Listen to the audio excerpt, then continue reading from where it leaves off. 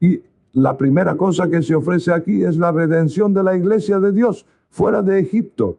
La más notable de todas las redenciones del Antiguo Testamento, la mayor prenda y precursora de la futura redención por Cristo, y mucho más insistida en la Escritura que ninguna otra, fue el mayor tipo de la redención de Cristo de cualquier evento providencial. Esto fue por Jesucristo, quien apareció a Moisés en la zarza y lo envió a redimir a aquel pueblo, como es evidente por ser llamado el ángel del Señor, Éxodo 3:2-3, y apareciósele el ángel de Jehová en una llama de fuego en medio de una zarza, y él miró y vio que la zarza ardía en fuego, y la zarza no se consumía. Entonces Moisés dijo, iré yo ahora y veré esta grande visión. ¿Por qué causa la zarza no se quema? La zarza representaba la naturaleza humana de Cristo, quien es llamado la rama. Esta zarza creció en el monte Sinaí u Joreb, palabra que significa lugar seco, como la naturaleza humana de Cristo fue una raíz de tierra seca. La zarza ardiendo con fuego representaba los sufrimientos de Cristo en el fuego de la ira de Dios. Ardía y no se consumía. Así Cristo, aunque sufrió en extremo, sin embargo no pereció, sino que venció al fin y se levantó de sus sufrimientos. Porque este gran misterio de la encarnación y de los sufrimientos de Cristo se representaba aquí, por tanto Moisés dice, iré yo ahora y veré esta grande visión. Gran visión bien pudo llamarla, cuando allí se representaba a Dios manifiesto en carne, sufriendo una temible muerte y resucitando de los muertos. Este fue el glorioso Redentor que redimió a la iglesia fuera de Egipto, debajo la mano de Faraón. Como Cristo, por su muerte y sufrimientos, redimió a su pueblo de Satanás, el faraón espiritual, los redimió de duro servicio y cruel esclavitud. Así Cristo redime a su pueblo de la cruel esclavitud, del pecado y de Satanás. Los redimió, como está dicho, del horno de hierro. Así Cristo redime a su iglesia de un horno de fuego y de eterno arder. Los redimió con mano fuerte y brazo extendido, y grandes y terribles juicios sobre sus enemigos. Así Cristo con poderoso poder triunfa sobre principados y potestades, y ejecuta terribles juicios sobre los enemigos de su iglesia, quebrantando la cabeza de la serpiente. Los salvó cuando otros eran destruidos por la aspersión de la sangre del Cordero Pascual. Así la iglesia de Dios es salvada de la muerte por la aspersión de la sangre de Cristo cuando el resto del mundo es destruido. Dios sacó al pueblo en gran contra de la voluntad de los egipcios, cuando no podían soportar dejarlos ir. Así Cristo rescata a su pueblo de las manos del diablo en gran contra de su voluntad, cuando su soberbio corazón no puede soportar ser vencido. En aquella redención, Cristo no solo redimió al pueblo de los egipcios, sino de los demonios, los dioses de Egipto, pues antes habían estado en estado de servidumbre a los dioses de Egipto, así como a los egipcios. Y Cristo, la simiente de la mujer, ahora de manera muy notable, cumplió la maldición sobre la serpiente, quebrantándole la cabeza. Éxodo 12.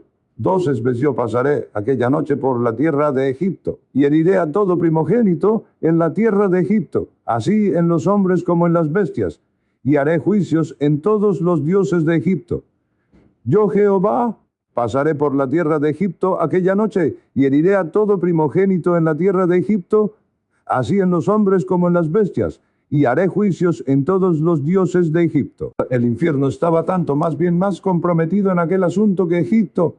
La soberbia y crueldad de Satanás, aquella vieja serpiente, estaban más implicadas en ello que las de Faraón. Hizo lo peor que pudo contra el pueblo, y hasta el extremo se opuso a su redención. Pero está dicho que cuando Dios redimió a su pueblo de Egipto, quebrantó las cabezas de los dragones en las aguas, y magulló las cabezas del leviatán, y lo dio para mantenimiento al pueblo de los desiertos. Salmo 74, 12, 14. Dios forzó a sus enemigos a dejarlos ir para que pudiesen servirle, como observa Zacarías respecto a la iglesia bajo el Evangelio. Lucas 1, 74, 75. Que sin temor librados de nuestros enemigos, le serviríamos en santidad y en justicia delante de él. Todos los días el pueblo de Israel salió con mano alzada, y Cristo iba delante de ellos en una columna de nube y de fuego.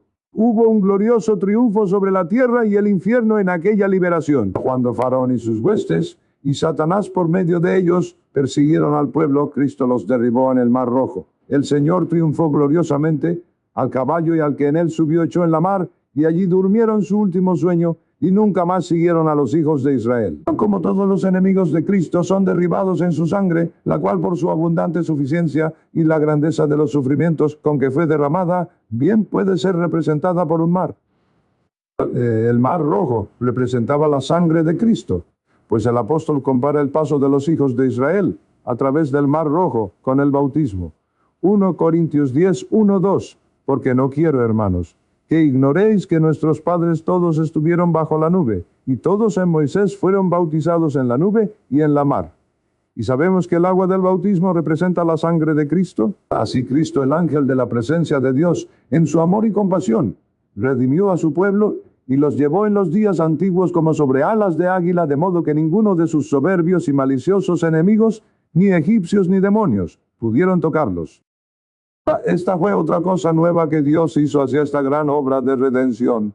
Dios nunca había hecho algo semejante antes. Deuteronomio 4, 32, 34, porque pregunta ahora de los tiempos pasados, que han sido antes de ti, desde el día que crió Dios al hombre sobre la tierra, y desde el un cabo del cielo al otro, si se ha hecho cosa semejante a esta gran cosa, o se haya oído otra como ella. ¿No ha Dios probado a venir a tomar para sí gente de en medio de otra gente con pruebas, con señales, con milagros y con guerra, y mano fuerte, y brazo extendido, y grandes espantos, según todas las cosas que hizo con vosotros Jehová vuestro Dios en Egipto ante tus ojos? Fue un gran avance de la obra que había comenzado y se había llevado adelante desde la caída del hombre. Un gran paso dado en la divina providencia hacia la preparación para la venida de Cristo al mundo y para la realización de su grande y eterna redención, pues este era el pueblo de quien Cristo había de venir. Y ahora podemos ver cómo florecía aquella planta que Dios había plantado en Abraham. Aunque la familia de la cual Cristo había de venir había sido en cierto grado separada del resto del mundo antes, en la llamada de Abraham, sin embargo, aquella separación parecía no ser suficiente, pues aunque por aquella separación eran mantenidos como extranjeros y peregrinos, de unirse con otros pueblos en las mismas sociedades políticas, sin embargo permanecían mezclados entre ellos, por cuyo medio habían estado en peligro de perder del todo la verdadera religión y de ser invadidos por la idolatría de sus vecinos.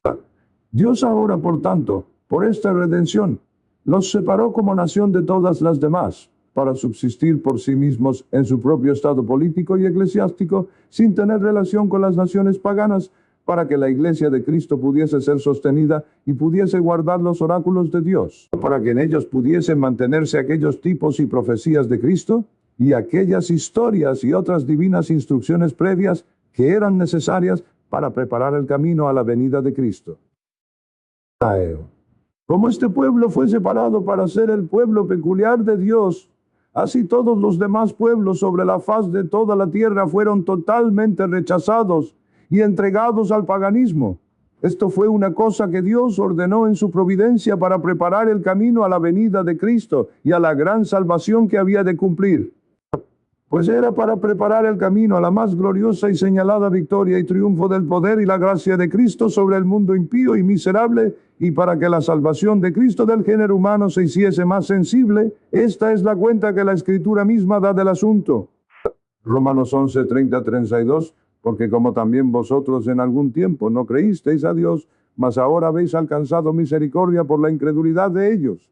Así también estos ahora no han creído, para que por la misericordia para con vosotros, ellos también alcancen misericordia, porque Dios encerró a todos en incredulidad para tener misericordia de todos. Apóstol, hablando a los gentiles que antes habían sido paganos, dice: como también vosotros en algún tiempo no creísteis a Dios, mas ahora habéis alcanzado misericordia por la incredulidad de ellos.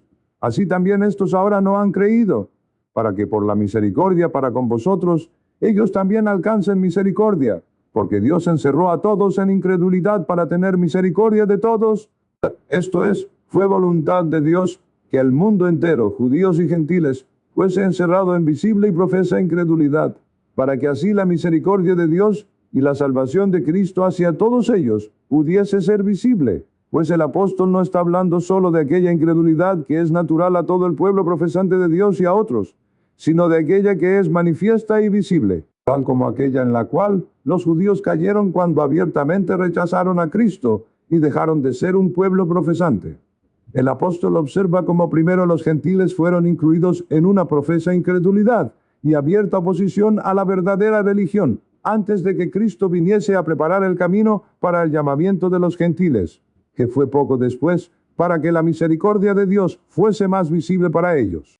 Y que los judíos fueron rechazados y apostataron de la iglesia visible para preparar el camino al llamamiento de los judíos, que será en los últimos días, de suerte que pueda ser visto por todas las naciones, judíos y gentiles, que son redimidos por Cristo de ser visiblemente extraños a la República de Israel, sin esperanza y sin Dios en el mundo. No podemos determinar precisamente en qué tiempo la apostasía de las naciones gentiles del Dios verdadero, o su quedar incluidas en visible incredulidad, se hizo universal. Su caída fue cosa gradual, como observamos antes. Era general en tiempo de Abraham, pero no universal, pues entonces hallamos a Melquisedec, uno de los reyes de Canaán, sacerdote del Dios Altísimo. Y después de esto, la verdadera religión fue preservada por un tiempo entre algunos del resto de la posteridad de Abraham, además de la familia de Jacob, y también en algunos de la posteridad de Nacor, como tenemos casos en Job y sus 3 amigos y Eliú.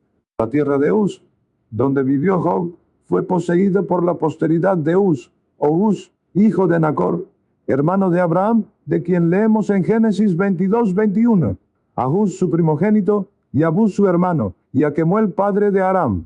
Bildad el suita era de la descendencia de Sua, hijo de Abraham por Setura, Génesis 25:1-2, y Abraham tomó otra mujer, cuyo nombre fue Setura, la cual le parió a Simram, y a Joxan, y a Medán, y a Midian, y a Ispac, y a Sua. La verdadera religión perduró entre algunos otros pueblos, además de los israelitas, por un tiempo después de Abraham.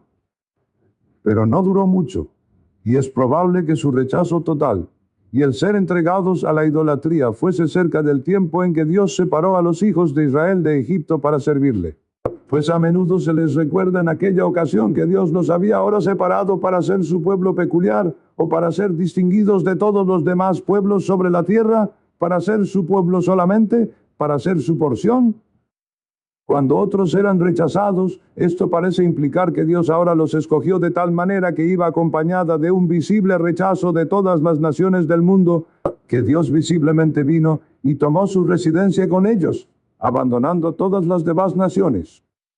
Como el primer llamamiento de los gentiles después que Cristo vino fue acompañado de un rechazo de los judíos, así el primer llamamiento de los judíos para ser pueblo de Dios cuando salieron de Egipto fue acompañado de un rechazo de los gentiles. Así todas las naciones del mundo, excepto los israelitas y los que se incorporaron con ellos, fueron entregadas a la idolatría, y así continuaron hasta que Cristo vino, lo cual fue cerca de 1500 años, fueron incluidos durante tan largo tiempo en la incredulidad, para que pudiese haber una completa prueba de la necesidad de un Salvador, para que pudiese aparecer por tan larga prueba, fuera de toda contradicción, que el género humano era totalmente insuficiente para librarse a sí mismo de aquella grosera tiniebla y miseria y sujeción al diablo en las cuales estaba envuelto, y que toda la sabiduría de los filósofos paganos no podía librarlos de su tiniebla, para mayor gloria de Jesucristo, quien, cuando vino, los iluminó y libró por su glorioso evangelio. En esto apareció la maravillosa sabiduría de Dios en preparar así el camino para la redención de Cristo. Esto nos enseña la Escritura. San Corintios 1:21. Porque por no haber el mundo conocido en la sabiduría de Dios a Dios por sabiduría, agradó a Dios salvar a los creyentes por la locura de la predicación. Porque en la sabiduría de Dios, por no haber el mundo conocido en la sabiduría a Dios, agradó a Dios salvar a los creyentes por la locura de la predicación. 3. La cosa siguiente hecha hacia la obra de la redención es el dar Dios la ley moral de manera tan temible en el monte Sinaí. Esto fue otra cosa nueva que Dios hizo. Deuteronomio 4:33. ¿Ha oído pueblo la voz de Dios que hablase de en medio del fuego, como tú la has oído y vivido? Y fue una grande cosa, ya la consideremos como una nueva exhibición del pacto de obras, o como dada por regla de vida. El pacto de obras fue aquí exhibido como ayo para llevar a Cristo, no solo para uso de aquella nación, bajo el Antiguo Testamento, sino para uso de la Iglesia de Dios por todas las edades del mundo. Es un instrumento que el gran Redentor usa para convencer a los hombres de su pecado, miseria y estado desvalido. y de la temible y tremenda majestad y justicia de Dios como legislador, en orden a hacer a los hombres sensibles de la necesidad de Cristo como Salvador. Esta obra de la redención, en su efecto salvífico sobre las almas de los hombres en todo su progreso, no se lleva adelante sin el uso de esta ley dada en Sinaí, fue dada de manera temible, con una voz terrible, tan sumamente fuerte y temible que todo el pueblo en el campamento tembló. Y aun el mismo Moisés, aunque tan íntimo amigo de Dios, dijo: «Estoy asombrado y temblando». La voz iba acompañada de truenos y relámpagos, ardiendo el monte con fuego hasta el medio del cielo, y temblando y estremeciéndose la tierra misma. Esto fue hecho para hacer a todos sensibles de cuán grandes eran aquella autoridad, poder y justicia que se comprometían a exigir el cumplimiento de esta ley y a verla plenamente ejecutada, y cuán terrible sería su ira contra todo transgresor, para que los hombres, siendo sensibles de estas cosas, pudiesen probar a fondo sus propios corazones y supiesen cuán imposible es para ellos obtener salvación por las obras de la ley, y pudiesen ver su absoluta necesidad de un mediador. Si consideramos la ley dada en el monte Sinaí no como pacto de obras, sino como regla de vida, es empleada por el Redentor desde aquel tiempo hasta el fin del mundo, como guía para su pueblo, para mostrarle el camino en que ha de andar si quiere alcanzar el cielo, pues un camino de sincera y universal obediencia a esta ley es el camino estrecho que lleva a la vida. La cosa siguiente observable en este periodo fue dar Dios la ley típica, aquellos preceptos que no pertenecían propiamente a la ley moral. No solo aquellas leyes que comúnmente se llaman ceremoniales, que prescriben las ceremonias y circunstancias del culto judaico y de su estado eclesiástico, sino también aquellas que eran políticas, para regular la República Judaica, comúnmente llamadas leyes judiciales. Eran muchas de ellas típicas. Esta ley típica fue otra gran cosa que Dios hizo en este periodo, tendiente a edificar la gloriosa estructura de la redención. Había habido muchos eventos típicos de la providencia antes que representaban a Cristo y a su redención, y algunas ordenanzas típicas, como particularmente aquellas dos de los sacrificios y la circuncisión. Pero ahora, en lugar de representar al gran Redentor en unas pocas instituciones, Dios promulga una ley llena de representaciones típicas de bienes venideros. Por estas aquella nación era dirigida cada año, mes y día, en sus acciones religiosas y en su conducta, en todo lo que pertenecía a su estado eclesiástico y civil, a algo de Cristo.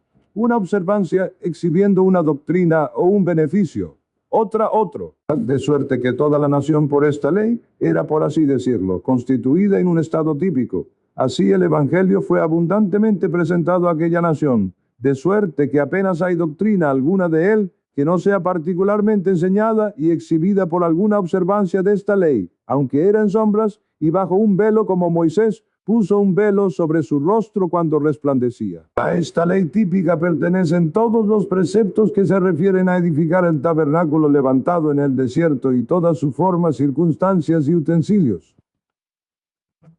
Cerca de este tiempo fue dada a la iglesia la primera palabra escrita de Dios. Esta fue otra gran cosa hecha hacia la obra de la redención, un nuevo y glorioso avance del edificio. Fue el comienzo de aquella regla escrita que Dios ha dado para la regulación de la fe, el culto y la práctica, hasta el fin del mundo. Esta regla creció y se le añadió desde aquel tiempo por muchas edades, hasta que fue terminada, y el canon de la Escritura completado por el apóstol Juan. No es muy importante si la primera palabra escrita fueron los 10 mandamientos, escritos en las tablas de piedra, con el dedo de Dios, o el libro de Job, ni si el libro de Job fue escrito por Moisés, como algunos suponen, o por Eliú, como otros. Si fue escrito por Eliú, debió ser antes de este periodo. Pero con todo no podía estar muy lejos de él, como aparece al considerar de quién eran posteridad las personas mencionadas en él, junto con la gran edad de Job antes de ser escrito. La palabra escrita de Dios es el principal instrumento empleado por Cristo para llevar adelante su obra de redención en todas las edades.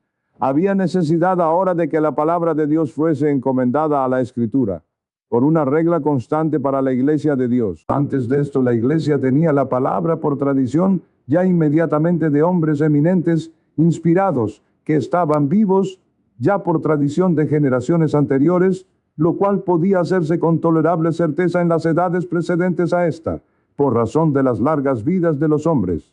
Noé pudo conversar con Matusalén, quien vivió en tiempo de Adán, y recibir tradiciones de él. Y Noé vivió hasta cerca del tiempo de Abraham. Y los hijos de Jacob vivieron un tiempo considerable para enseñas hechas a Abraham, Isaac y Jacob, a su posteridad en Egipto. Pero la distancia desde el principio de las cosas se había vuelto ahora tan grande, y las vidas de los hombres tan cortas, reducidas al estándar actual cerca del tiempo de Moisés, y habiendo Dios ahora separado una nación para ser un pueblo peculiar, para ser los guardianes de sus oráculos. Vio que era tiempo conveniente ahora de encomendar su palabra a la Escritura, para permanecer en adelante por regla constante a través de todas las edades, y por tanto, además del libro de Job, Cristo escribió los 10 mandamientos en tablas de piedra, con su propio dedo. Después de esto, toda la ley, como conteniendo la sustancia de los 5 libros de Moisés, fue por mandato especial de Dios encomendada a la Escritura, lo cual fue llamado el libro de la ley y fue puesto en el tabernáculo para ser guardado allí para uso de la iglesia. Deuteronomio 31, 24, 26. Y como acabó Moisés de escribir las palabras de esta ley en un libro hasta concluirse, mandó Moisés a los levitas que llevaban el arca del pacto de Jehová, vuestro Dios, y esté allí por testigo contra ti. Vigio. Plugo a Dios ahora maravillosamente representar el progreso de su iglesia redimida a través del mundo hacia su eterna heredad, por el viaje de los hijos de Israel a través del desierto desde Egipto a Canaán. Aquí todos los varios pasos de la redención de la iglesia por Cristo fueron representados desde el principio hasta su consumación en gloria. El estado del cual son redimidos fue representado por Egipto y la servidumbre allí que dejaron. La compra de su redención fue representada por el sacrificio del Cordero Pascual, que fue ofrecido aquella noche en que Dios mató a todos los primogénitos de Egipto. El comienzo de la aplicación de la redención de la iglesia de Cristo en su conversión fue representado por la salida de Israel de Egipto y el paso por el Mar Rojo de manera tan extraordinaria y milagrosa. El viaje de la iglesia a través de este mundo malo y los varios cambios por los cuales pasa la iglesia fue representado por el viaje de los israelitas a través del desierto. La manera de ser conducidos por Cristo fue representada por los israelitas siendo guiados por la columna de nube de día y la columna de fuego de noche. La manera del sostenimiento de la iglesia en su progreso, suplida con alimento espiritual y comunicaciones diarias de Dios, fue representada por el suplir Dios a los hijos de Israel maná del cielo y agua de la peña. Los peligros que los santos han de encontrar en su curso por el mundo fueron representados por las serpientes ardientes voladoras en el desierto. Los conflictos que la iglesia tiene con sus enemigos fueron representados por su batalla con los amalecitas y otros. E innumerables otros particulares podrían mencionarse que eran vivas imágenes de lo que la iglesia y los santos se encuentran en todas las edades del mundo. Que estas cosas eran típicas es manifiesto por 1 Corintios 10, 11. Y estas cosas les acontecieron en figura, y son escritas para nuestra admonición, en quienes los fines de los siglos han parado. Y estas cosas les acontecieron en figura, y son escritas para nuestra admonición, en quienes los fines de los siglos han parado. Aquí el apóstol está hablando de aquellas mismas cosas que ahora hemos mencionado, y dice expresamente que les acontecieron por tipos. Así está en el original. Otra cosa no debe omitirse, la cual fue una grande y notable dispensación de providencia respecto a todo el mundo del género humano en este periodo. El acortamiento de la vida del hombre fue ahora reducida de ser entre 900 y 1000 años a unos 70 u 80. La vida del hombre comenzó a ser acortada inmediatamente después del diluvio. Fue reducida en la primera generación a 600 años y en la siguiente a entre 4 y 500. Así la vida del hombre gradualmente se hizo más y más corta, hasta cerca del tiempo de la gran mortalidad que hubo en la congregación de Israel, después de murmurar al informe de los espías, y sus cuerpos cayeron en el desierto, por lo cual murieron todos los hombres de guerra. Entonces la vida del hombre fue reducida a su estándar presente, como Moisés observa en el Salmo que escribió con ocasión de aquella mortalidad.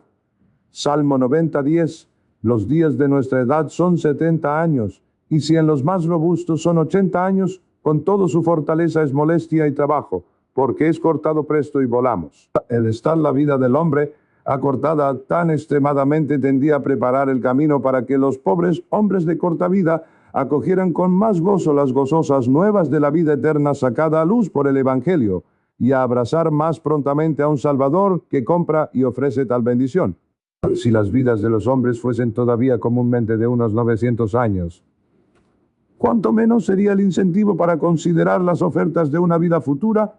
¿Cuánto mayor la tentación de descansar en las cosas de este mundo y de descuidar cualquier otra vida sino esta? Esto probablemente contribuyó grandemente a la impiedad de los antediluvianos. Pero ahora, ¿cuán mayores motivos tienen los hombres de buscar redención y una vida mejor que esta por el gran Redentor, ya que la vida del hombre no es ni una 12ª parte de lo que solía ser, y los hombres ahora universalmente mueren a la edad en que antes apenas estaban comenzando en el mundo? 8. La misma obra fue llevada adelante en preservar a aquel pueblo de quien Cristo había de venir, de perecer totalmente en el desierto, por un milagro constante de 40 años de duración. Observé antes cómo Dios preservó a aquellos de quienes el Redentor había de proceder de manera muy maravillosa, como a Noé y su familia del diluvio, a Abraham, Isaac y Jacob con sus familias de los impíos habitantes de Canaán, y a Jacob y su familia de perecer por el hambre por José en Egipto. Pero esta preservación de Israel en el desierto fue en algunos respectos más notable que cualquiera de ellas. Fue por un milagro continuo de tan larga duración. Había, como puede calcularse justamente, al principio 2 millones de almas en aquella congregación. Pero si el sostenimiento milagroso hubiera sido retirado, todos habrían perecido en menos de un mes, de modo que no habría quedado uno de ellos. Y sin embargo, esta vasta multitud subsistió 40 años en un desierto seco y árido, sin sembrar, segar ni labrar. Su pan les era diariamente llovido del cielo, y eran provistos de agua de una peña, y los mismos vestidos con que salieron de Egipto les duraron todo aquel tiempo. Nunca hubo caso semejante a este, de una nación así sostenida por tan largo tiempo. Así Dios sostuvo a su iglesia por un milagro continuo, y mantuvo viva aquel pueblo en quien estaba la bendición, el gran Redentor del mundo. Y quiese plugo a Dios durante este tiempo dar una revelación más amplia de Cristo el Redentor en las predicciones de él. 3 profecías merecen particular nota. La primera es la de Balaam. Números 24. Visicide vis 9 febro, mas no ahora. Lo miraré, mas no de cerca. Saldrá estrella de Jacob, y levantaráse cetro de Israel, y herirá los cantones de Moab, y destruirá a todos los hijos de Seth. Y será tomada Edom, será también tomada Seir por sus enemigos, e Israel se portará varonilmente, y el de Jacob se enseñoreará, y destruirá de la ciudad lo que quedare. Verélo, mas no ahora. Lo miraré, mas no de cerca. Saldrá estrella de Jacob, y levantaráse cetro de Israel, y herirá los cantones de Moab, y destruirá a todos los hijos de Seth, y será tomada Edom, será también tomada Seir por sus enemigos, e Israel se portará varonilmente. Y el de Jacob se enseñoreará, y destruirá de la ciudad lo que quedare. Esta es una profecía más clara de Cristo, especialmente con respecto a su oficio real, que ninguna anterior. Tenemos otra, que Dios dio por Moisés, todavía más clara, especialmente con respecto a su oficio profético. En Deuteronomio 18:18, profeta le suscitaré de en medio de sus hermanos como tú, y pondré mis palabras en su boca, y él les hablará todo lo que yo le mandare, etc. Es una profecía más clara de Cristo que ninguna antes, ya que todas las profecías precedentes estaban en lenguaje figurado y místico. La primera profecía lo era, que la simiente de la mujer quebrantaría la cabeza de la serpiente. Las promesas hechas a Abraham, Isaac y Jacob, que en su simiente todas las familias de la tierra serían benditas, eran también místicas, y no tan particulares, porque la expresión tu simiente es general, y no claramente limitada a ninguna persona particular. La profecía de Jacob al bendecir a Judá, Génesis 49:8, Judá alabarte han tus hermanos, tu mano en la cerviz de tus enemigos, los hijos de tu padre se inclinarán a ti. Está en lenguaje místico, y así también la de Balaam, que habla de Cristo bajo la expresión figurativa de una estrella. Pero esta es una profecía clara, sin estar velada en absoluto en ningún lenguaje místico. Hay varias cosas contenidas en esta profecía de Cristo. Aquí está su oficio mediador en general. B16. Aquí se revela cómo había de ser una persona que estuviese entre ellos y Dios, un ser de tan temible majestad, santidad y justicia, que ellos no podían venir a Él y tener relación con Él inmediatamente sin un mediador que estuviese entre ellos. Porque si ellos venían a tal Dios vengador del pecado, inmediatamente morirían. Dios sería para ellos fuego consumidor. Aquí también está una particular revelación de Cristo con respecto a su oficio profético. Profeta les suscitaré de en medio de sus hermanos, como tú, etc. Se revela qué clase de profeta había de ser. Un profeta como Moisés, quien era cabeza y caudillo de todo el pueblo, y quien bajo Dios había sido su redentor para sacarlos de la casa de servidumbre. Era su pastor por quien Dios los condujo a través del Mar Rojo y del desierto, era intercesor por ellos ante Dios y era a la vez profeta y rey en la congregación. Pues Moisés tenía el poder de un rey entre ellos. Está dicho de él, Deuteronomio 33:5, y fue rey en Jesurún, cuando se congregaron las cabezas del pueblo con las tribus de Israel, que fue rey en Jesurún, y era el profeta por quien Dios edificó su iglesia y entregó sus instrucciones de culto. Así Cristo había de ser un profeta con Moisés, de suerte que esta es a la vez la más clara y plena profecía de Cristo que había habido desde el principio del mundo. La siguiente profecía respecta al llamamiento de los gentiles que había de ser después de la venida de Cristo. Deuteronomio 32:21, ellos me movieron a celos con lo que no es Dios. Hicieronme ensañar con sus vanidades, yo también los moveré a celos con un pueblo que no es pueblo, con gente insensata los haré ensañar. Aquí hay una muy clara profecía del rechazo de los judíos y del llamamiento de los gentiles. Como ellos provocaron a Dios a celos por aquello que no era Dios, desechándolo y tomando otros que no eran dioses en su lugar, así Dios declara que Él los provocará a celos de modo semejante, desechándolos y tomando a otros que no habían sido su pueblo en su lugar. El apóstol Pablo nota esta profecía como prediciendo el llamamiento de los gentiles. Romanos 10:19-20, mas digo, ¿no ha conocido esto Israel? Primeramente Moisés dice, yo os provocaré a celos con gente que no es mía. Con gente insensata os provocaré a ira. E Isaías determinadamente dice, fui hallado de los que no me buscaban. Manifestéme a los que no preguntaban por mí. Mas digo, ¿no ha conocido esto Israel? Primeramente Moisés dice, yo os provocaré a celos con gente que no es mía. Con gente insensata os provocaré a ira. E Isaías determinadamente dice, fui hallado de los que no me buscaban. Manifestéme a los que no preguntaban por mí. Así veis como la luz del Evangelio, que primero comenzó a despuntar inmediatamente después de la caída, gradualmente aumenta cuanto más nos acercamos al tiempo de Cristo. Otra cosa por la cual Dios llevó adelante esta obra en este tiempo fue una notable fusión de su espíritu sobre la generación joven en el desierto. La generación que había crecido cuando salieron de Egipto de 20 años para arriba era muy díscola y perversa. Estaban contaminados con la idolatría e iniquidad de Egipto y no estaban destetados de ello. Ezequiel 26:8, aquel día que les alcé mi mano, que los sacaría de la tierra de Egipto a la tierra que les había proveído, que fluye leche y miel, la cual es la más hermosa de todas las tierras. Entonces les dije, cada uno eche de sí las abominaciones de sus ojos, y no os contaminéis en los ídolos de Egipto. Yo soy Jehová vuestro Dios. Mas ellos se rebelaron contra mí, y no quisieron obedecerme. No echó de sí cada uno las abominaciones de sus ojos, ni dejaron los ídolos de Egipto. Y dije que derramaría mi ira sobre ellos, para cumplir mi enojo en ellos en medio de la tierra de los egipcios, que solían adorar un toro o un buey, y por tanto el ganado se llama la abominación de los egipcios. Esto es su ídolo. Con esta generación Dios se enojó sumamente y juró en su ira que no entrarían en su reposo. Pero la generación más joven, que tenía menos de 20 años cuando salieron de Egipto, no era así. Números 14:31.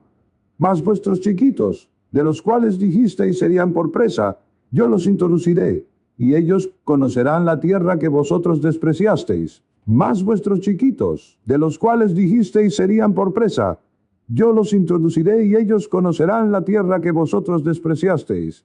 Esta fue la generación con la cual fue renovado el pacto, como tenemos cuenta en Deuteronomio, y que entró en la tierra de Canaán. Esta generación plugo a Dios hacerla un pueblo para su alabanza, y fue eminente por la piedad. como aparece por muchas cosas dichas acerca de ella. Particularmente Jeremías 2:3 anda y clama a los oídos de Jerusalén diciendo, así dice Jehová, heme acordado de ti, de la misericordia de tu mocedad, del amor de tu desposorio, cuando andabas en pos de mí en el desierto, en tierra no sembrada. Santidad era Israel a Jehová, primicias de sus nuevos frutos. Todos los que le devoran pecarán. Mal vendrá sobre ellos, dice Jehová. Acuérdome de ti, de la misericordia de tu mocedad, del amor de tu desposorio, cuando andabas en pos de mí en el desierto, en tierra no sembrada. Santidad era Israel a Jehová, primicias de sus nuevos frutos. Aquí la generación que fue tras Dios en el desierto es mencionada con muy alta loa, como eminente por santidad. Su amor a Dios es distinguido como el amor de una novia en sus desposorios, cuando lo siguieron a través de aquel temible desierto, después que volvieron de Cades Barnea. Deuteronomio 8:15, que te hizo caminar por un desierto grande y espantoso, de serpientes ardientes y de escorpiones y de sed, donde ningún agua había, y él te sacó agua de la roca del pedernal, que te hizo caminar por un desierto grande y espantoso de serpientes ardientes, y de escorpiones y de sed, donde ningún agua había.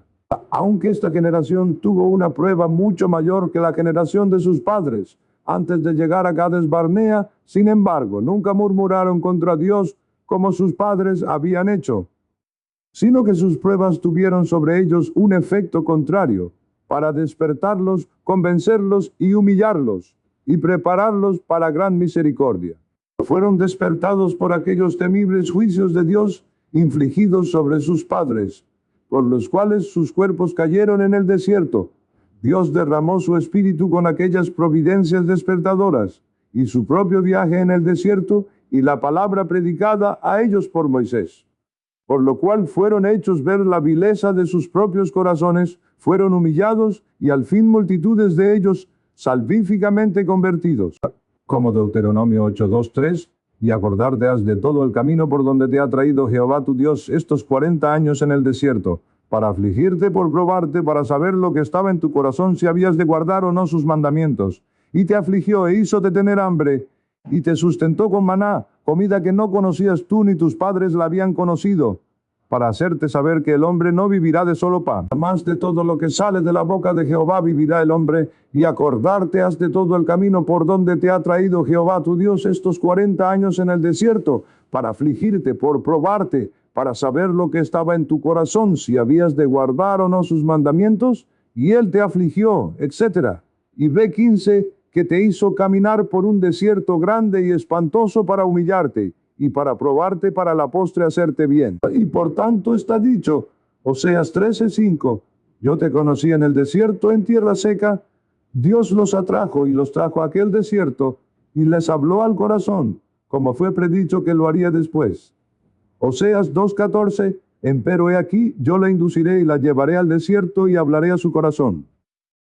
Aquellos terribles juicios ejecutados en la congregación después de su vuelta atrás de Cades Barnea en el asunto de Coré y en el asunto de Peor, fueron principalmente sobre la vieja generación a la cual Dios consumió en el desierto. Aquellas rebeliones fueron principalmente entre los ancianos de la congregación, que fueron entregados a la concupiscencia de sus corazones, y anduvieron en sus propios consejos, y Dios fue afligido con sus costumbres por 40 años en el desierto. Que esta generación más joven era eminente por la piedad, aparece por toda su historia. La generación anterior era impía, y fue seguida de maldiciones, pero esta era santa y maravillosas bendiciones la siguieron. Dios hizo grandes cosas por ellos, peleó por ellos y les dio la posesión de Canaán. Y es la manera de Dios cuando tiene muy grandes misericordias que otorgar a un pueblo visible primero, prepararlos para tales misericordias y luego conferirlas. Así fue aquí. Creyeron en Dios y por fe vencieron a Sehón y a Og y a los gigantes de Canaán, y son alabados por adherirse al Señor. Josué 23:8, mas a Jehová vuestro Dios os allegaréis como habéis hecho hasta hoy. Josué les dice, adheríos a Jehová vuestro Dios como habéis hecho hasta hoy. Pero cuando Josué y toda aquella generación hubieron muerto, se levantó otra que no conocía al Señor. Esta piadosa generación mostró un loable y ferviente celo por Dios en varias instancias, como con ocasión del pecado de Acán, pero especialmente cuando sospecharon que las 2,5 tribus habían levantado un altar en oposición al altar del holocausto. Nunca hubo generación alguna de Israel de la que se mencione tanto bien y tan poco mal. Es además observable que en tiempo de esta generación tuvo lugar la segunda circuncisión general, por la cual el oprobio de Israel fue plenamente quitado y quedaron puros. Y cuando después fueron contaminados por Acán, se purificaron de nuevo, habiendo muerto los hombres de la generación anterior, y habiéndose Dios santificado esta para sí, solemnemente renovó su pacto con ellos. Como tenemos cuenta particular en el capítulo 29 de Deuteronomio, hallamos que tales solemnes renovaciones del pacto comúnmente acompañaron toda notable efusión del Espíritu, causando una reforma general. Así hallamos que fue en tiempo de Ezequías y de Josías. Es cuestionable si jamás hubo un tiempo en que la religión floreciese en la iglesia israelita como en aquella generación, y como en la iglesia cristiana. La religión estuvo en sus circunstancias más florecientes en el día de sus desposorios, en tiempo de los apóstoles. Así parece haber sido con la iglesia judía en los días de su primer establecimiento en los tiempos de Moisés y Josué. Así Dios en este tiempo gloriosamente avanzó la obra de la redención, tanto por su palabra como por su espíritu. Por ello la obra de la redención fue promovida no solo en cuanto era en sí misma un glorioso ejemplo de redención en su aplicación, sino en cuanto esto fue lo que Dios usó para el ordenado establecimiento de la iglesia israelita, cuando primero quedó asentada en la regular observancia de las ordenanzas de Dios en Canaán. Aun como la efusión del Espíritu en el principio de la iglesia cristiana fue un gran medio para establecer la iglesia cristiana en todas las edades sucesivas. La siguiente cosa que observaría fue el traer Dios al pueblo de Israel por Josué y asentarlo en aquella tierra donde Cristo había de nacer, y que era el gran tipo de la celestial Canaán que Cristo ha comprado. Josué era de la posteridad de José, y fue un eminente tipo de Cristo, y por tanto es llamado el pastor, la piedra de Israel. Génesis 24, mas su arco quedó en fortaleza, y los brazos de sus manos se corroboraron por las manos del fuerte de Jacob, de allí el pastor y la piedra de Israel. Siendo tal tipo, llevó el nombre de Cristo. Josué y Jesús son el mismo nombre, el uno hebreo, el otro griego, y por tanto en el Nuevo Testamento, originalmente escrito en griego, Josué es llamado Jesús. Hechos 7:45, el cual recibido, metieron también nuestros padres con Jesús. Esto es Josué. Hebreos 4:8, porque si Jesús, esto es si Josué, les hubiera dado el reposo, no hablaría después de otro día. Dios maravillosamente dio a su pueblo posesión de aquella tierra, conquistando a sus antiguos habitantes y a los poderosos gigantes, como Cristo conquistó al diablo. Primero conquistó a los grandes reyes al lado oriental del Jordán, Sehón rey de los amorreos, y Og rey de Basán, y luego dividió el río Jordán, como antes había dividido el Mar Rojo, haciendo que los muros de Jericó cayesen al sonido de las trompetas de los sacerdotes. Aquel sonido tipificaba el sonido del Evangelio, por la predicación de los ministros del Evangelio. Los muros de la maldita ciudad de Jericó, significando los muros del reino de Satanás. Después de esto destruyó maravillosamente al poderoso ejército de los amorreos bajo los 5 reyes, haciendo que el sol y la luna se detuviesen para ayudar al pueblo contra sus enemigos, a la oración del típico Jesús, intimando claramente que Dios haría que todo el curso de la naturaleza fuese subordinado a la obra de la redención, y que toda cosa se diese al bienestar del pueblo redimido de Dios. Así Cristo mostró su gran amor a su pueblo, en que haría ceder el curso de la naturaleza a su felicidad y prosperidad, y mostró que el sol y la luna, y todas las cosas visibles e invisibles, eran de ellos por su compra. Al mismo tiempo Cristo peleó como capitán de su hueste, y arrojó grandes piedras de granizo sobre sus enemigos, por las cuales fueron muertos más que por la espada de Israel. Y después de esto Cristo dio al pueblo una poderosa victoria sobre un ejército aún mayor en la parte septentrional de la tierra, reunido en las aguas de Merón, como la arena de la orilla del mar. Josué 11:4. Estos salieron, y con ellos todos sus ejércitos, pueblo mucho en gran manera, como la arena que está a la orilla del mar, con gran muchedumbre de caballos y carros. Así Dios dio al pueblo del cual Cristo había de proceder la tierra donde había de nacer, donde había de vivir, predicar y obrar milagros, morir y resucitar, y desde la cual había de ascender al cielo como tierra que era un gran tipo del cielo. Excedido. Otra cosa que Dios hizo hacia el llevar adelante esta obra fue el establecer efectivamente su culto regular entre el pueblo, como había sido antes instituido en el desierto. Este culto fue señalado en el monte Sinaí. Era para abrir camino a la venida de Cristo, y las innumerables observancias ceremoniales de él eran típicas de él y de su redención. Pero había muchas partes de su culto instituido que no podían observarse en el desierto por razón de su estado inestable allí. Y había muchos preceptos que respectaban la tierra de Canaán y sus lugares de habitación allí que no podían ser puestos en práctica hasta que llegasen a aquella tierra. Pero ahora, cuando esto fue hecho, Dios puso su tabernáculo en medio de su pueblo como antes les había prometido. Levítico 26:11.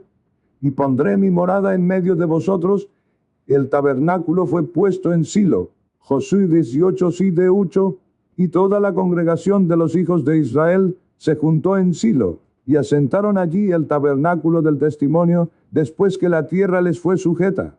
Y los sacerdotes y los levitas tuvieron sus oficios señalados y las ciudades de refugio. Y ahora el pueblo estaba en condición de observar sus fiestas de las primicias y sus fiestas de la cosecha, y de traer todos sus diezmos y ofrendas señaladas al Señor. Y la mayor parte del culto de Dios fue ahora observada, aunque algunas partes no lo fueron hasta después.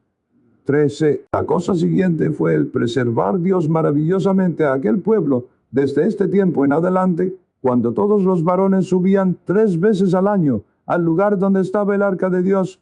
El pueblo de Israel estaba generalmente rodeado de enemigos que buscaban toda oportunidad para destruirlos y desposeerlos de su tierra. Había en la tierra grandes números de los restos de los cananeos y de los demás antiguos habitantes que eran amargos enemigos del pueblo de Israel.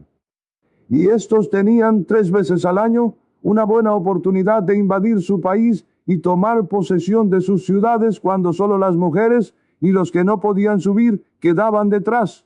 Y sin embargo, fueron notablemente preservados a través de todas las generaciones en tales sazones, conforme a la promesa Éxodo 34, porque yo arrojaré las gentes de tu presencia y ensancharé tu término. Y ninguno codiciará tu tierra cuando tú subieres para ser visto delante de Jehová, tu Dios, 3 veces en el año. Ni codiciará nadie tu tierra cuando tú subieres para ser visto delante de Jehová, tu Dios, 3 veces en el año. Tan maravillosamente ordenó Dios los asuntos, e influyó en los corazones de sus enemigos. Estaban llenos de enemistad contra Israel, deseaban desposeerlos de su tierra, y a menudo tenían tan buena oportunidad que el país entero quedaba desnudo y vacío de todos los que pudiesen resistirles. Solo habrían tenido que ir y tomar posesión. Y sin embargo, nunca leemos en toda su historia que ninguno de sus enemigos aprovechara estas oportunidades contra ellos, lo cual no podía ser sino un continuo milagro, que Dios para la preservación de su iglesia obró por tantas generaciones. Fue ciertamente una maravillosa dispensación de la divina providencia para mantener y promover el gran designio de la redención de Dios. El preservar Dios a su iglesia y la verdadera religión de ser totalmente extintas en las frecuentes apostasías de los israelitas en tiempo de los jueces. Cuán propenso era aquel pueblo a abandonar al verdadero Dios que había hecho tan maravillosas cosas por ellos y a caer en idolatría, y cómo de tiempo en tiempo la tierra parecía estar casi invadida de ella. Pero sin embargo, Dios nunca permitió que su verdadero culto fuese totalmente desarraigado. Su tabernáculo se mantuvo en pie. El arca fue preservada, el libro de la ley fue guardado de ser destruido, el sacerdocio de Dios fue sostenido, y todavía tuvo una iglesia entre el pueblo. De tiempo en tiempo, cuando la religión parecía estar casi extinta, Dios concedió un avivamiento y envió algún ángel o levantó a alguna persona eminente para ser instrumento de su reforma. 15. El preservar Dios a aquella nación de ser destruida, aunque tan a menudo fueron subyugados y traídos bajo el dominio de sus enemigos. Es maravilla. No solo que la verdadera religión no fuese del todo desarraigada, y así la iglesia destruida, sino también que la misma nación en la cual aquella iglesia estaba no fuese totalmente destruida. Tan a menudo fueron traídos bajo el poder de sus enemigos, una vez fueron subyugados por Cusan-Risataim, rey de Mesopotamia. Otra vez fueron traídos bajo los moabitas. Ahora fueron vendidos en mano de Jabín, rey de Canaán. Luego estuvieron bajo el dominio de los madianitas. Ahora fueron sumamente angustiados por los hijos de Amón, y luego por los filisteos. Pero sin embargo Dios, En todos estos peligros los preservó y los guardó de ser totalmente derribados.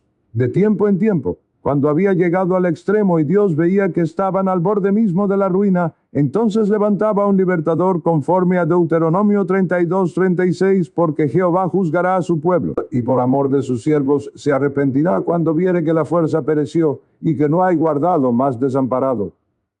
Porque Jehová juzgará a su pueblo, y por amor de sus siervos se arrepentirá cuando viere que la fuerza pereció, y que no hay guardado ni desamparado. Aquellas notables dispensaciones de providencia están expuestas de manera muy viva y hermosa por el salmista Salmo 106:34 y siguientes. Estos libertadores eran todos tipos de Cristo, el gran Redentor y Libertador de su iglesia, y algunos de ellos muy notablemente, como Barak, Jefté, Gedeón y Sansón.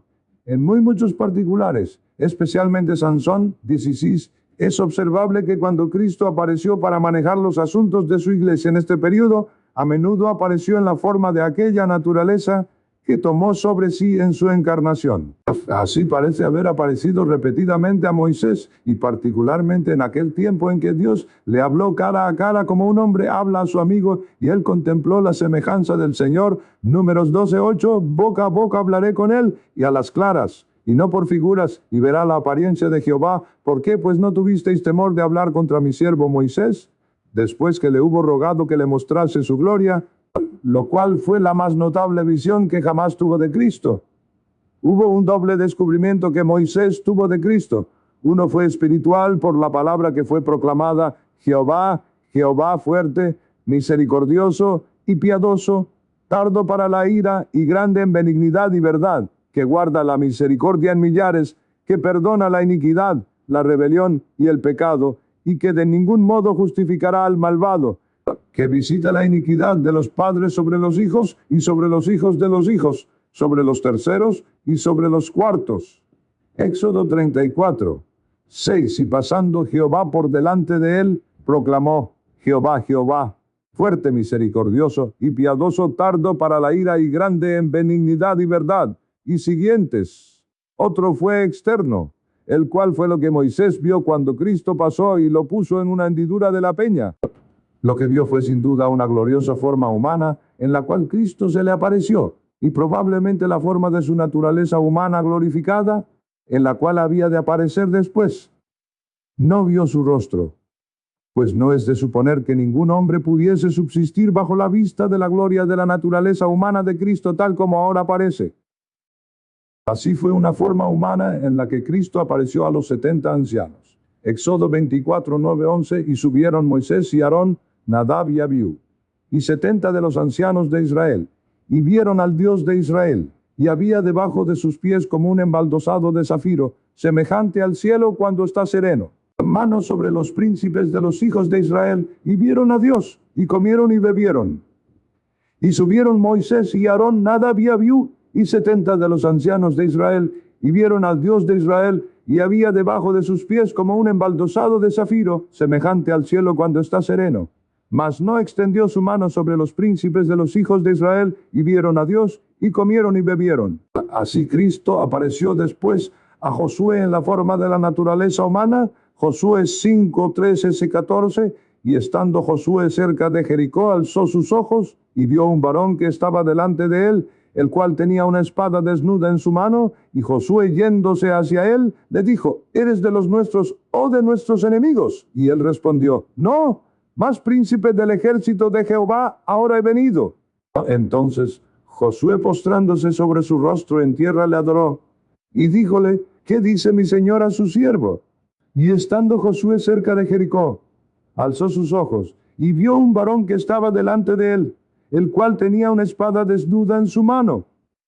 Y Josué, yéndose hacia él, le dijo: ¿Eres de los nuestros o de nuestros enemigos? Y él respondió: No, mas príncipe del ejército de Jehová ahora he venido. Y así apareció a Gedeón, Jueces 6:11. Y así también a Manoah, Jueces 13:17-21.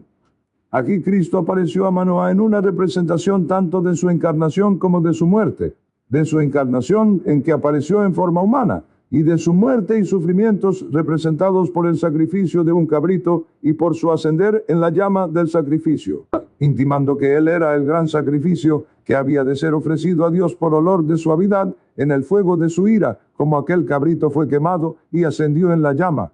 Así Cristo apareció de tiempo en tiempo en la forma de aquella naturaleza que después había de asumir, porque ahora aparecía con el mismo designio y para llevar adelante la misma obra. 17. Otra cosa hecha en este periodo hacia la obra de la redención fue el comienzo de una sucesión de profetas y la erección de una escuela de profetas en tiempo de Samuel.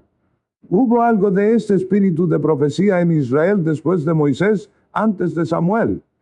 Josué y muchos de los jueces tuvieron un grado de él, Débora era profetisa, y algunos de los sumos sacerdotes fueron inspirados con este espíritu, particularmente Elí. Aquel espacio de tiempo no estuvo del todo sin instancias de aquellos que fueron apartados de Dios especialmente para este oficio, y así fueron llamados profetas. Tal fue uno de quien leemos, Jueces 6:8.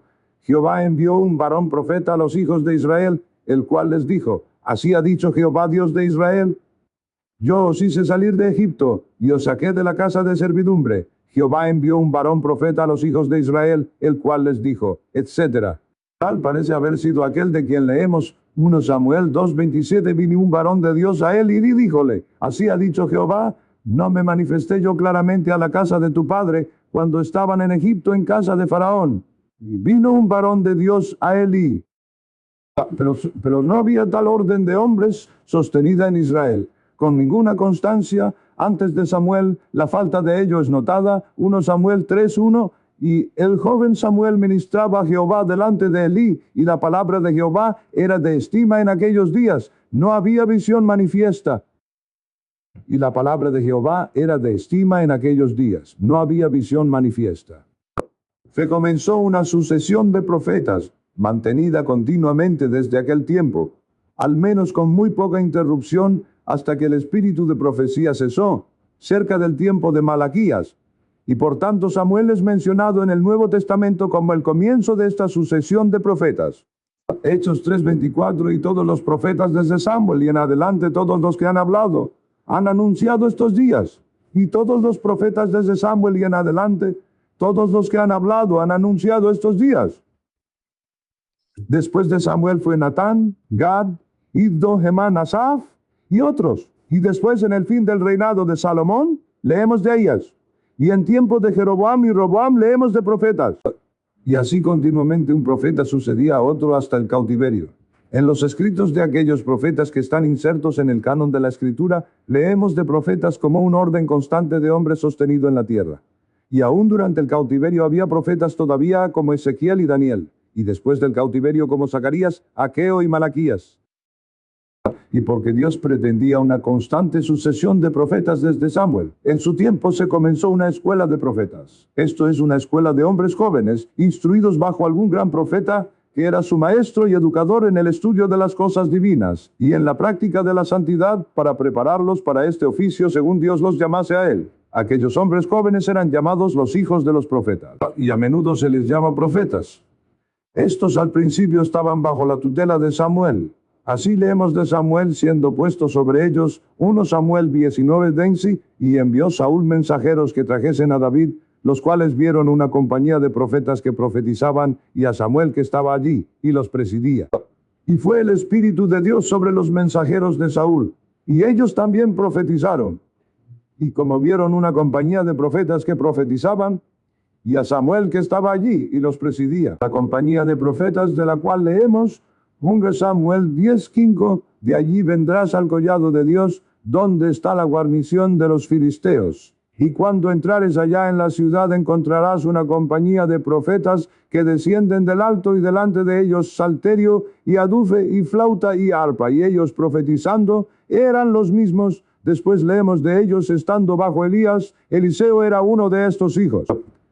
Pero deseo tener una doble porción de su espíritu como su sucesor, como el hijo mayor solía tener una doble porción de la heredad de su padre, y por tanto los hijos de los profetas, cuando percibieron que el espíritu de Elías reposaba sobre Eliseo, se sometieron a él, y lo reconocieron por su maestro como habían hecho con Elías antes de él. 2 Reyes 2:15. Y viéndole los hijos de los profetas que estaban en Jericó de la otra parte, dijeron, el espíritu de Elías reposó sobre Eliseo, y vinieronle a recibir e inclináronse a él hasta la tierra. Y viéndolo los hijos de los profetas que estaban en Jericó al otro lado, dijeron, el espíritu de Elías reposó sobre Eliseo, y vinieronle a recibir y postráronse delante de él hasta la tierra.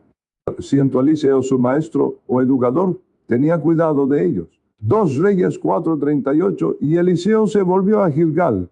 Había entonces grande hambre en la tierra, y los hijos de los profetas estaban con él, por lo que dijo a su criado, pon una grande olla y haz potaje para los hijos de los profetas. Y Eliseo se volvió a Gilgal, y había entonces grande hambre en la tierra, y los hijos de los profetas estaban con él, por lo que dijo a su criado, pon una grande olla y haz potaje para los hijos de los profetas. En tiempo de Elías y Eliseo había varios lugares donde residían compañías de estos hijos de los profetas, como en Betel, en Jericó y en Gilgal, a menos que el de Gilgal y Jericó fuesen el mismo, y posiblemente lo que se llama el colegio, donde residía la profetisa Hulda, era otro en Jerusalén. Véase 2 Reyes 22:14. Allí se dice de Hulda la profetisa, que moraba en Jerusalén en la casa de la doctrina. Tenían casas edificadas donde solían morar juntos, y por tanto los de Jericó, habiéndose multiplicado y hallando su casa demasiado pequeña para ellos, pidieron permiso a su maestro y educador Eliseo para ir y cortar madera para edificar una más grande. 2 Reyes 6:1-2. Los hijos de los profetas dijeron a Eliseo, he aquí el lugar en que moramos contigo nos es estrecho. Vamos ahora al Jordán y tomemos de allí cada uno una viga, y hagámonos allí lugar en que habitemos. Y él dijo, andad. En algunos tiempos había gran número de estos hijos de los profetas en Israel. Pues cuando Jezabel cortó a los profetas del Señor, está dicho que Abdías tomó 100 de ellos y los escondió de 50 en 50 en una cueva. 1 Reyes 18:4, porque cuando Jezabel destruía a los profetas de Jehová, Abdías tomó 100 profetas, los cuales escondió de 50 en 50 por cuevas, y sustentólos a pan y agua. Estas escuelas de los profetas, siendo establecidas por Samuel y después continuadas por aquellos como Elías y Eliseo, han de ser de divina institución, y conforme a esto hallamos que aquellos hijos de los profetas eran a menudo favorecidos con un grado de inspiración mientras continuaban bajo tutela. Y Dios comúnmente, cuando llamaba a algún profeta al constante ejercicio del oficio profético y algún servicio extraordinario, los tomaba de estas escuelas, aunque no universalmente. De ahí el profeta Amós, hablando de su llamado al oficio profético, dice que no había sido educado en las escuelas de los profetas y no era uno de los hijos de los profetas. Cap 7:14-15. Amós lo nota como notable que él fuese así llamado, mostrando que era la manera ordinaria de Dios tomar a sus profetas de estas escuelas, pues en ello no hacía sino bendecir su propia institución. Ahora bien, esta notable dispensación de providencia, el comenzar Dios una constante sucesión de profetas en tiempo de Samuel, la cual había de durar por muchas edades, y para tal fin establecer una escuela de profetas bajo Samuel, en adelante a ser continuada en Israel, era para ulteriormente la gran obra de la redención. Pues el principal cometido de esta sucesión de profetas era predecir a Cristo, y la gloriosa redención que él había de cumplir, y así preparar el camino para su venida. Hechos 3:24. Y todos los profetas desde Samuel y en adelante, todos los que han hablado han anunciado estos días.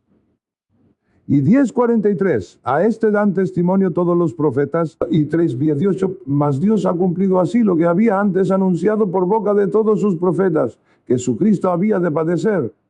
La iglesia del Antiguo Testamento tenía un grado de luz, no del sol directamente, sino solo como reflejada.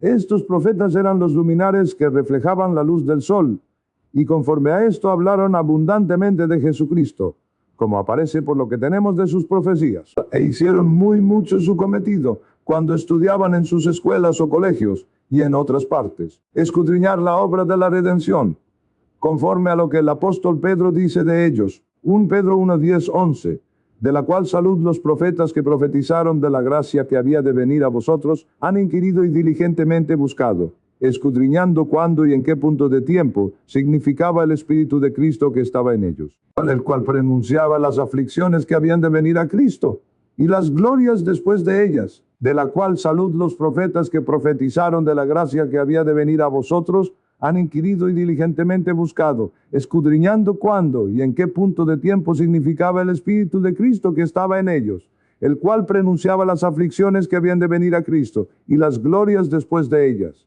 Se nos dice que la iglesia del Redentor está edificada sobre el fundamento de los profetas y los apóstoles, siendo el Redentor mismo la principal piedra del ángulo. Efesios 2:20, edificado sobre el fundamento de los apóstoles y profetas, siendo la principal piedra del ángulo Jesucristo mismo. Esto fue lo primero de esta naturaleza jamás hecho en el mundo, y una gran cosa hacia la obra de la redención.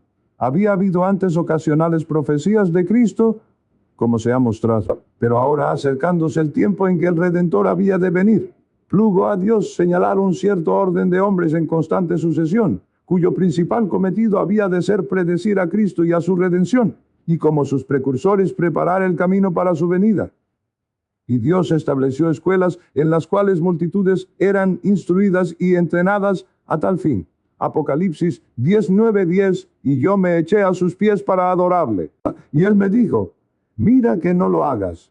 Yo soy siervo contigo y con tus hermanos que tienen el testimonio de Jesús. Adora a Dios, porque el testimonio de Jesús es el espíritu de la profecía. Yo soy siervo contigo y con tus hermanos que tienen el testimonio de Jesús. Adora a Dios, porque el testimonio de Jesús es el espíritu de la profecía.